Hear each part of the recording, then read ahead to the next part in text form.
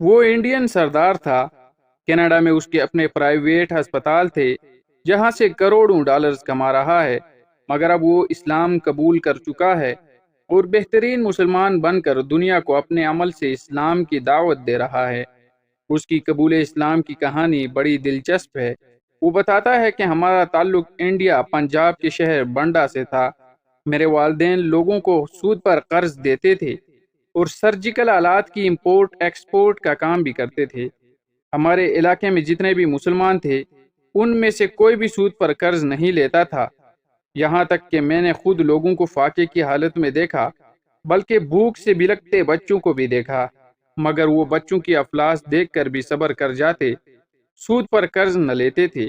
میری شدید خواہش تھی کہ کاش کوئی مسلمان بھی ہمارا مقروض ہو۔ میری یہ خواہش ہی رہی، کیونکہ غریب مسلم لوگوں کا ایمان مضبوط تھا اور صرف نام کی حد تک مسلمان لوگوں کے پاس دولت بہت تھی، لہٰذا غریب سود پر قرض لیتے نہ تھے اور مالدار مسلمانوں کو ضرورت نہ تھی۔ البتہ مالدار مسلمانوں کو کبھی کسی غریب مسلم کی مدد کرتے نہیں دیکھا تھا، اس لیے میں پر امید تھا کہ کبھی نہ کبھی میرے دل کی خواہش پوری ہوگی، اور اسی امید کے ساتھ میں زندگی گزارتا رہا، یہاں تک کہ آغاز جوانی میں میری یہ خواہش پوری ہو گئی۔ ایک مسلمان شخص وفات ہوا تو اس کے گھر میں کفن کے لیے بھی پیسے نہ تھے۔ تمام مسلمانوں نے مل جل کر کفن کے پیسے جمع کر لیے، تو قبر کی جگہ لینے کے لیے رقم نہ تھی، لہٰذا اس مرحوم مسلمان کی بیٹی چند معزز مسلمانوں کے ساتھ ہماری دہلیز پر آئی اور قرض کا مطالبہ کیا، تو ہم نے اس کو بہت زیادہ سود لگا کر رقم دے دی، جو ظاہر ہے وہ چاہ کر بھی واپس نہ کر سکی۔ خیر، تجہیز و تکفین کے بعد قرض کی ادائیگی تو دور کی بات، گھر میں روٹی تک کے لالے پڑ گئے۔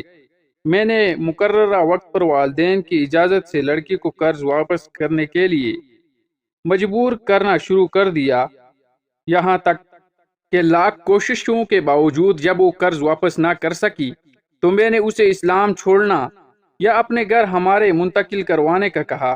وہ اپنا گھر ہمارے نام کروانے پر رضامند ہو گئی۔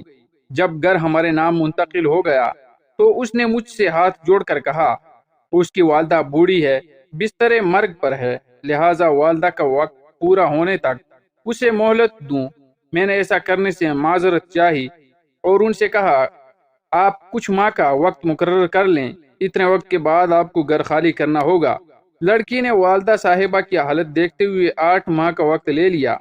میں نے بھی خوشی خوشی دے دیا، مگر 8 ماہ میں وہ بوڑھی عورت لڑکی کی والدہ زندہ رہی، اور جب میں گھر خالی کروانے گیا تو اس بڑھیا نے مجھے اپنے پاس بلایا اور کہا کہ اگر تجھے اس گھر کے بدلے 7 گھر بلکہ 70 گھر مل جائیں تو کیا تم میری بیٹی کو تنگ نہیں کرو گے؟ میں تو پہلے ہی سود کا کاروبار کرتا تھا، مجھے 1 بدلے 7 کا سودا بھی بہت تھا، 70 تو بہت زیادہ تھا، مگر میں جانتا تھا بڑھیا مذاق کر رہی ہے، کیونکہ وہ چاہتی ہے جب تک زندہ ہے در در کی ٹھوکریں نہ کھائے۔ لہٰذا میں نے بڑھیا سے پوچھا کہ آپ مجھے کیسے 1 بدلے 7 گھر اور 7 کے بدلے 70 دے سکتی ہیں؟ تو بڑھیا نے کہا کہ میں نہیں، میرا اللہ تعالیٰ دے گا، کیونکہ تو نے اس کی مخلوق اور اس کے نبی کریم صلی اللہ علیہ وسلم کی امت پر رحم کرنا ہے، اس کی امت کو دینا ہے، تو اس کا اجر بھی تمہیں اتنا ہی ملے گا۔ میں نے بڑھیا کی بات سن کر ہنسنے لگا اور کہا کہ اللہ تعالیٰ نے آپ کو کفن تک کے لیے نہیں دیا تو مجھے 1 بدلے 7 گھر کیسے دے گا؟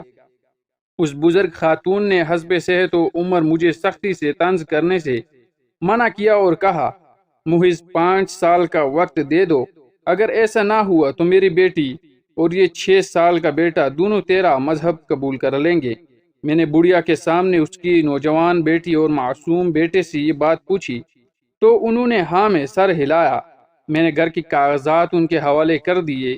اس کے بعد بڑھیا 1.5 سال زندہ رہی اور مر گئی۔ مرتے وقت اس نے مجھے پاس بلایا اور کہا، اللہ تعالیٰ تمہارے کاروبار میں برکت ڈالے، تمہیں ہدایت دے، ساتھ ہی اپنے گھر کو میرے نام پر منتقلی والے کاغذات مجھے واپس دیے، اور کہا یہ گھر بیچ کر کاروبار کر لینا، انشاءاللہ چند سالوں میں تم پر رزق کے دروازے کھل جائیں گے۔ میں نے ایسا ہی کیا۔ بڑھیا کے بیٹے اور بیٹی کو اپنی قریب چھوٹے سے گھر میں منتقل کیا اور گھر بیچ کر دوست کے ہمراہ کینیڈا میں کاروبار شروع کر دیا۔ میرا کاروبار وہاں بھی امپورٹ ایکسپورٹ کا ہی تھا، اور وہ کاروبار اس قدر تیزی سے پھیلا کہ میں نے 1 سال ہی کے بعد اس بڑھیا والا گھر واپس لے کر اس کے بچوں کے حوالے کر دیا، بلکہ کینیڈا میں بھی گھر خرید لیا۔ لاکھوں کروڑوں ڈالر کی میری آمدن ہو گئی تو میں کینیڈا منتقل ہو گیا۔ وہاں میری ملاقات ایک پاکستانی سید سے ہوئی جو اسلام کے داعی تھے۔ انہوں نے مجھے رائے ہدایت کی طرف بلایا اور میں نے اسلام قبول کر لیا۔ میرے ساتھ میری فیملی نے بھی اسلام قبول کر لیا۔ جب ہم لوگوں کو سود کے گناہ کا پتہ چلا تو ہم لوگ توبہ طائب ہو گئے۔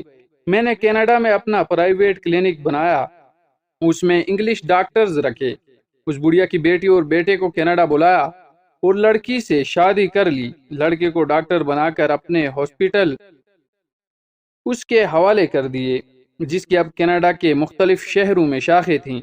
میں نے خود کو بزنس سے الگ کیا اور اپنی بیوی سے اسلام سیکھنے لگا۔ یوں مجھے سمجھ آ گئی کہ کیسے اللہ تعالیٰ نے مجھے 1 سے 7 گھر دیے اور کیسے اللہ تعالیٰ اپنی مخلوق پر رحم کرتا ہے۔ میرا یہ ماننا ہے کہ اسلام میں فقط مسلمانوں کی نہیں بلکہ پوری مخلوق کی فلاح ہے۔ میری بات پر جس کو یقین نہ ہو وہ آزما کر دیکھ لے۔